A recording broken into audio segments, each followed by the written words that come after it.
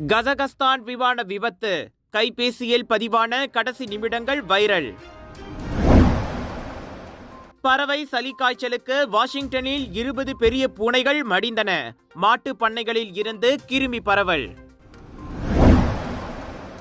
மொசாம்பிக்கில் மோசமடையும் வன்முறை, சிறையில் இருந்து 1500 கைதிகள் தப்பியோட்டம்.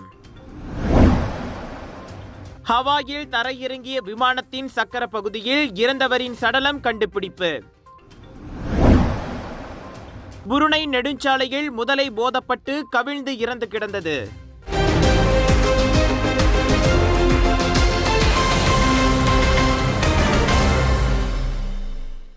ஜோஹர் தங்காக்கில் கர்னிவல் விழாவில் அமைக்கப்பட்டிருந்த மாதிரி ராட்சச ராக்கெட்டில் சீன நாட்டு கொடி இடம்பெற்றிருப்பது சர்ச்சையாகியுள்ளது. பல்லின மக்களை அது சினமூட்டலாம் என கம்பீர் சட்டமன்ற உறுப்பினர் சரிஹான் ஜானி தெரிவித்தார். லேடாங் அப்னோ தொகுதியின் இளைஞர் பிரிவு அது குறித்து புதன்கிழமை போலீசில் புகார் செய்துள்ளதாகவும் அவர் சொன்னார்.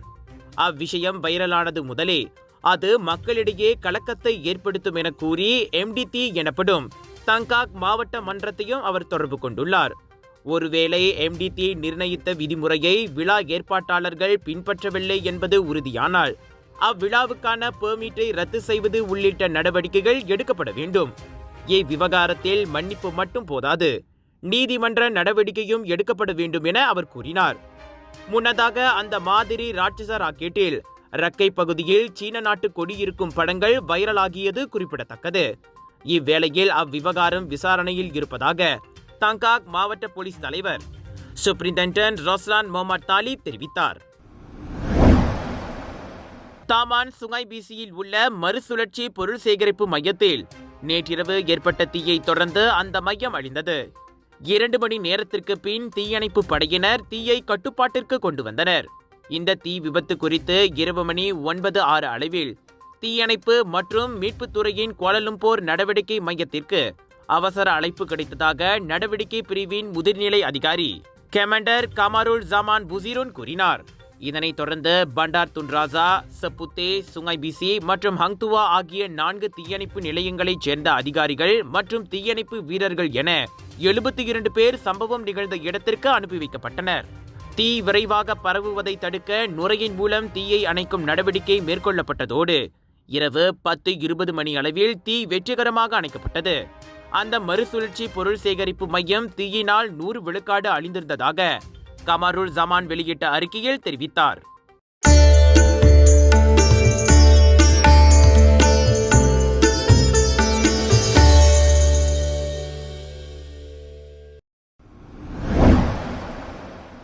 வடக்கு தெற்கு நெடுஞ்சாலையின் 187.6வது கிலோமீட்டரில் இரும்பு தடுப்பில் மோதி கார் ஒன்று கவிழ்ந்ததைத் தொடர்ந்து 2 பெண்கள் மரணமடைந்ததோடு மேலும் 2 பெண்கள் காயமடைந்தனர். அந்த விபத்து குறித்து இன்று காலை மணி 6:23 அளவில் தங்களுக்கு அவசர அழைப்பு கிடைத்ததாக மலாக்கா தீயணைப்பு மற்றும் மீட்புத்துறையின் பேச்சாளர் ஒருவர் தெரிவித்தார். இதனைத் தொடர்ந்து விபத்து நிகழ்ந்த இடத்திற்கு தீயணைப்பு மற்றும் மீட்பு குழுவைச் சேர்ந்த 8 உறுப்பினர்கள் அனுப்பி வைக்கப்பட்டனர். விபத்துக்குள்ளான பெருடுவா மைவி காரிலிருந்து 2 பெண்கள் வெளியேறிய போதிலும் நொறுங்கிய காருக்குள் சிக்கிக்கொண்ட 2 பெண்கள் இறந்ததைத் தொடர்ந்து அவர்களது உடல்கள் மேல் நடவடிக்கைக்காக போலீசிடம் ஒப்படைக்கப்பட்டது.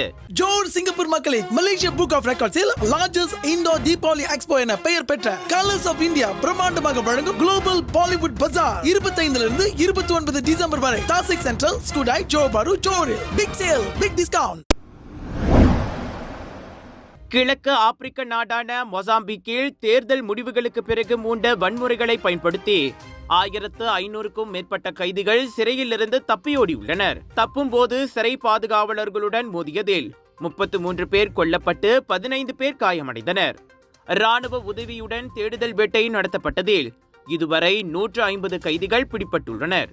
போர்த்துகீசிய மொழியை பேசும் அந்த ஆப்பிரிக்க நாட்டில் அக்டோபர் 9 நடைபெற்ற அதிபர் தேர்தலில் 1975 ஆண்டிலிருந்து பதவியில் இருக்கும் ஃப்ரீலிமோ கட்சியே வெற்றி பெற்றதை திங்கட்கிழமை உச்சநீதிமன்றம் உறுதி செய்தது. அக்கட்சியின் தலைவர் டேனியல் சேப்போ 65.17 விழுக்காட்டு வாக்குகளுடன் வெற்றி பெற்றதாக அறிவிக்கப்பட்டது. ஆனால் தோல்வி கண்ட எதிர்க்கட்சி வேட்பாளர் தேர்தலில் தில்லுமுள்ளுகள் நடந்திருப்பதாக குற்றம் சாட்டியதால் கலவரம் உண்டு வன்முறையாக மாறியது. இந்நிலையில் அரசு எதிர்ப்பு ஆர்ப்பாட்டக்கார கும்பல் ஒன்று சிறைச்சாலையை நெருங்கி அங்கு குழப்பத்தை உண்டு பண்ணியது. இதையடுத்து கைதிகள் சுவரை இடித்து தள்ளிவிட்டு தப்பியோடினர். தப்பியோடிய கைதிகளில் சுமார் 30 பேர் கடந்த 7 ஆண்டுகளாக அந்நாட்டின் வடபகுதியில் நிலவும் வன்முறை தாக்குதலுக்கு காரணமான ஆயுதமேந்திய கும்பலுடன் தொடர்புடையவர்கள் ஆவர். இது கவலையை ஏற்படுத்தியுள்ளதாக மொசாம்பிக் தேசிய போலீஸ் படை தலைவர் கூறினார். நீதிமன்ற முடிவுகள் வந்த அடுத்த 24 மணி நேரங்களில் மட்டும் வீதி ஆர்ப்பாட்டங்களில் 2 போலீஸ்காரர்கள் உட்பட 21 பேர் கொல்லப்பட்டுள்ளனர். ஆசர்பைஜான் நாட்டிலிருந்து ரஷ்யா செல்லும் வழியில் கஜகஸ்தானில் விழுந்து வெடித்து சிதறிய விமானத்தின் கடைசி நிமிடங்கள் வீடியோவில் பதிவாகி வைரலாகியுள்ளன. உள்ளே இருந்த பயணி ஒருவர் கடைசி நேரத்தில் தன் கைபேசியில் பதிவு செய்த வீடியோ அது. விமானம் விழுவதற்கு முன்பாக கடவுளை அவர் வேண்டிக் கொள்கிறார். வீடியோவில் மஞ்சள் சுவாச கவசங்கள் இருக்கைகள் மீது தொங்குவதை காண முடிவதோடு பின்னால் அழுக்குரலையும் கூச்சலையும் கேட்க முடிகிறது. பிறகு கதவு மணியோசைக்கு இடையில் இருக்கை வார்பட்டையை அணியுங்கள் என்ற ஒலியும் கேட்கிறது. இன்னொரு வீடியோவில் விமானத்தின் உட்கூரை பேனல் தலைகீழாக உள்ளது. பொருட்கள் அலங்கோலமாகவும் ஆங்காங்கே இரத்த கரைகளும் உள்ளன. மக்கள் அலறுவதையும் அதில் கேட்க முடிவதை வைத்து பார்க்கும்போது அது விமானம் விபத்துக்குள்ளான பிறகு எடுக்கப்பட்ட வீடியோ என தெளிவாக தெரிகிறது. நேற்று காலை நிகழ்ந்த அவ்விபத்தில் 38 பேர் உயிரிழந்த வேளை 32 பேர் உயிர் தப்பினர். இதையடுத்து இன்று வியாழக்கிழமை ஆசர்பைஜானில் தேசிய துக்க நாளாக அறிவித்துள்ளார் அந்நாட்டு அதிபர். இவ்வேளையில் ரஷ்ய அதிபர் விளாடிமிர் புட்டினும் ஆசர்பைஜான் அதிபருக்கு அழைத்து அனுதாபம் தெரிவித்துள்ளார். விபத்துக்கான காரணத்தை கண்டறிய ஆசர்பைஜான், கஜகஸ்தான் இரு நாடுகளுமே விசாரணைகளை தொடங்கியுள்ளன. யுனைடெட் ஏர்லைன்ஸ் ஜெட்லைனர் விமானம் ஹவாய் தீவான மௌஹியில் தரையிறங்கிய பிறகு விமானத்தின் சக்கர பகுதியில் இறந்தவரின் சடலம் கண்டுபிடிக்கப்பட்டது என்று விமான நிறுவனம் தெரிவித்துள்ளது. சிகாகோ ஓஏர் அனைத்துலக விமான நிலையத்தில் இருந்து யுனைடெட் ஃபிளைட் 202 விமானம் செவ்வாய்க்கிழமை பிற்பகல் கஹுலுய் விமான நிலையத்தில் தரையிறங்கிய போது விமானத்தின் தரையிறங்கும் கேரை கொண்டிருக்கும் பெட்டிகளில் ஒன்றில் சடலம் கண்டுபிடிக்கப்பட்டது என்று விமான நிறுவனத்தின் இணையதளம் தெரிவித்துள்ளது. உயிரிழந்த நபர் குறித்த மேல் விவரங்கள் எதுவும் தெரிவிக்கப்படவில்லை. விமானத்தின் வெளியிருந்துதான் அதன் சக்கர பகுதிக்கு செல்ல முடியும். இறந்து கிடந்த நபர் எப்போது மற்றும் எப்படி அவர் சக்கர பகுதிக்குள் நுழைந்தார் என்பது குறித்த விவரம் எதுவும் தெரியவில்லை. இது தொடர்பான விசாரணை நடத்தப்பட்டு வருவதோடு அமெரிக்க கூட்டரசு விமான நிர்வாகம் கருத்துரைக்க மறுத்துவிட்டது. அழுத்தம் இல்லாத சக்கர மற்றும் விமானங்களின் சரக்குகள் பகுதியில் 50 டிகிரி குறைவான மற்றும் 60 டிகிரி செல்சியஸ் வரையிலான வெப்பநிலையும் ஆக்சிஜன் பற்றாக்குறையையும் கொண்டிருக்கும். உங்கள் சிறந்த ஆரோக்கியத்திற்கு அளவான எண்ணெயுடன் சிறந்த முறையில் தயாரிக்கப்பட்ட சைவம் அசைவத்திற்கும் பொருந்தும் சூப்பர் ஊறுகாய், பச்சை கொடி சிவப்பு மீன் சின்னம் கொண்ட ஸ்ரீ மீனாட்சி ஊறுகாய். அமெரிக்கா வாஷிங்டனில் உள்ள விலங்குகள் சரணாலயத்தில் பறவை சளிக்காய்ச்சல் பரவியதில் நவம்பர் பிற்பகுதியில் இருந்து டிசம்பர் மத்தியில் வரை 20 பெரிய பூனை இனங்கள் மடிந்திருக்கின்றன. அவற்றில் ஒரு கலப்பு வங்காள புலி, கோகர் எனப்படும் 4 மலை சிங்கங்கள் ஆகியவையும் அடங்கும். இதுவரை இதுபோல நடந்ததில்லை என சரணாலயத்தின் நிறுவனரும் இயக்குனருமான மார்க் மேத்யூ கூறினார். வழக்கமாக வயது மூப்பால் தான் அந்த விலங்குகள் மடிந்து போகும். ஆனால் இந்த பொல்லாத பறவை காய்ச்சலால் ஒரே நேரத்தில் இத்தனை விலங்குகள் மடிந்திருப்பது கவலையளிப்பதாக அவர் கூறினார்.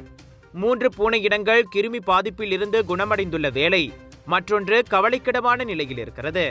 பறவை காய்ச்சல் பரவி இருப்பதால் சரணாலயம் தனிமைப்படுத்தப்பட்டு அடுத்த அறிவிப்பு வரும் வரை மூடப்பட்டுள்ளது. கிருமி நாசினியும் தெளிக்கப்பட்டுள்ளது. தொடக்கத்தில் கோகர் இனத்தை பாதித்த பறவை காய்ச்சல் பின்னர் மற்ற பூனை இனங்களுக்கும் பரவியது. அவற்றிடம் நிமோனியா போன்ற அறிகுறிகள் காணப்பட்டன. சில நாட்களிலேயே மற்ற விலங்குகளுக்கும் கிருமி பரவிவிட்டது. இந்த பறவை சளிக்காய்ச்சல் கலிபோர்னியா மாநில மாட்டுப் பண்ணைகளில் இருந்து பரவுவதாக கூறப்படுகிறது. அங்குள்ள 984 மாட்டுப் பண்ணைகளில் இதுவரை 659 பண்ணைகளில் அக்குருமி பரவியுள்ளது. புரூனையின் தூத்தோங் கீழுள்ள ஜாலான் பனாஞ்சோங் நெடுஞ்சாலையில் ஒரு பெரிய முதலை வாகனத்தால் மோதப்பட்டதால் பாதையில் கவிழ்ந்து இறந்து கிடக்கும் படங்கள் வைரலாகி வருகின்றன. சிறிய SUV வாகனம் அந்த முதலையை மோதியதை தொடர்ந்து அந்த வாகனத்தின் டயர் கழன்று கிடப்பதும் காணப்பட்டது. அந்த வாகனம் அதிக வேகமாக சென்றதால் முதலையை மோதியிருக்கக்கூடும் என நெட்டிசன் ஒருவர் தெரிவித்தார். இந்த விசித்திரமான சம்பவத்தினால் நெட்டிசன்கள் வேடிக்கை மற்றும் குழப்பத்திற்கு உள்ளாகினர். மேலும் சிலர் முதலையை ஓட்டுநர் கவனிக்க தவறியது எப்படி என்று கேள்வி எழுப்பினர். வாகன ஓட்டுநர் வேகமாக சென்றதால் முதலை மீது கவனம் செலுத்தாமல் இருந்திருக்கலாம் என பலர் கருத்துக்களை பதிவு செய்தனர்.